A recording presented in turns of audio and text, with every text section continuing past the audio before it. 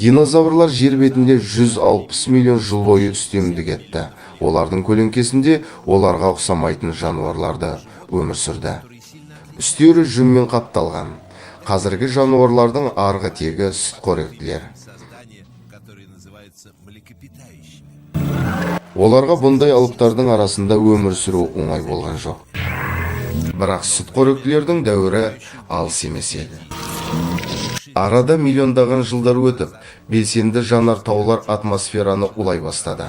Соңғы динозаврлар ауыр планетада өмір сүрді. Және содан кейін оларға ғарыштан да ауыр соққы келді.